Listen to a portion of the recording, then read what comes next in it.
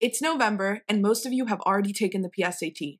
Now what? Today I'm going to be looking at a sample score report for the PSAT and walking you through how I, as a tutor, would look at this score report and create a lesson plan for my student in order to get them the best SAT score possible. So once you have your score report in front of you, you got to figure out how to read it, yeah? So we're going to use this fake score report. And as you can see, the student got an 1120 out of 1520. It's a little bit lower than the regular SAT because we're grading it off of an easier scale. So you're not going to have that 1600 range like you would with the SAT because all the questions are a little easier. Let's talk about the reading and writing sections first, because I think those tend to be a little bit more confusing for people who aren't very familiar with the SAT than obviously these math sections.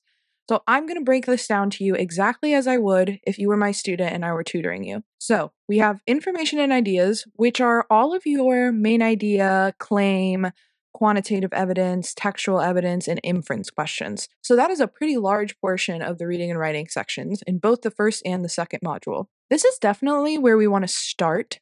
So if you are suffering in information and ideas and standard conventions of English, these are what we call kind of our high yield questions, as well as what I consider to be easiest material to learn in a short amount of time. So we have our information ideas, which are all of our like textual evidence questions, and then we have standard conventions of English, which are punctuation questions, as well as any sort of grammar, misplaced modifier, those kinds of things.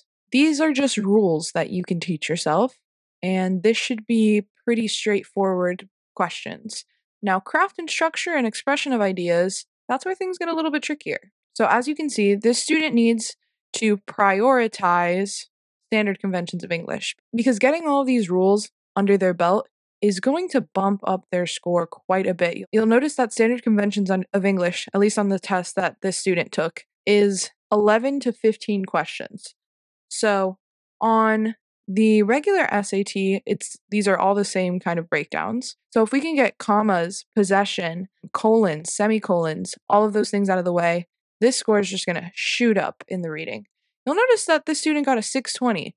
So their reading is much stronger than their math. So we're going to want to focus on math first because the math is what's a little weaker here. After this student goes through standard English conventions, they're going to want to go to craft and structure next. So these are our words and context, text structure and purpose, and cross-text connections, which are those questions that have two passages.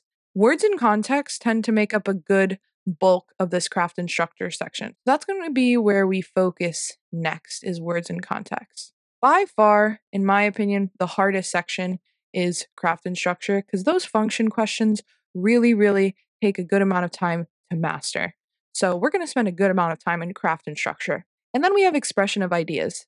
That only makes up about 20% of the test. And these are our rhetorical synthesis, which are those notes with the bullet point questions, and our transition questions. These are quite easy to get under your belt once you know the hang of them.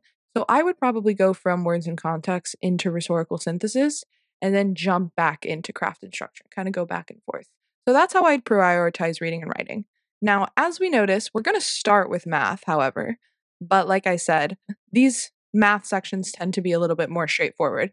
So algebra is going to be our algebra 1, our linear algebra, word problems, those kinds of things. Advanced math is going to be our algebra 2 things. This goes into quadratics, polynomials, constants, that kind of thing. Problem solving and data analysis, these are our ratio questions, histograms, box and Wister plots, those types of things. And you'll notice only 12.5% of the test section is geometry and trigonometry. So straight off the bat, we are going to go to advanced math. And we're actually going to hit up algebra as well, because getting the foundations of how to read a word problem in algebra is going to translate into a good chunk of this advanced math. We'll probably hit up some constants on advanced math. And the big thing with this whole math section is making sure that this student knows how to use Desmos. And we'll probably see a nice increase from this score from just understanding how to use Desmos to solve a lot of this quadratics. Then we're going to go into problem solving and data analysis, and we will finish off with geometry and trigonometry. Again, like I said, math can be a lot more straightforward, than some of this reading section simply because there's less skills to really get under your belt. As opposed to the reading and writing, there's a lot of different types of questions. The geometry definitely tends to be the hardest for a lot of students because there's a lot more skills and a lot less different types of questions. So, which ones could pop up, it's hard to be able to discern. But obviously, this is going to definitely be some triangles, some circles, that kind of thing.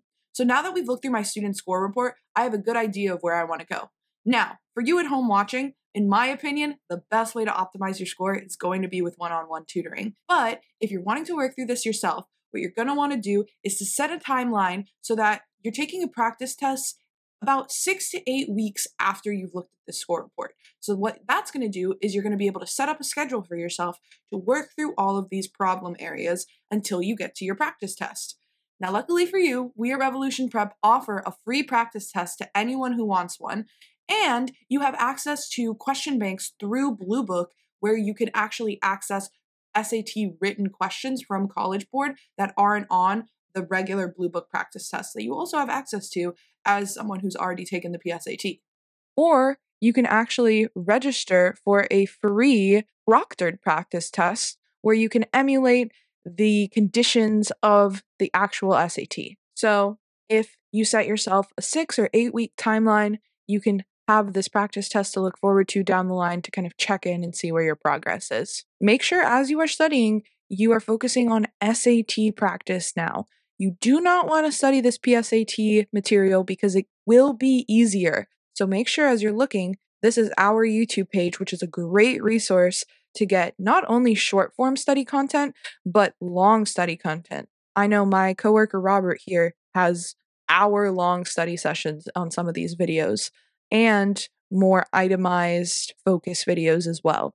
So this is a great resource, but make sure again, you want to do as hard of questions as you can until you have mastery of those questions and then get a little bit harder.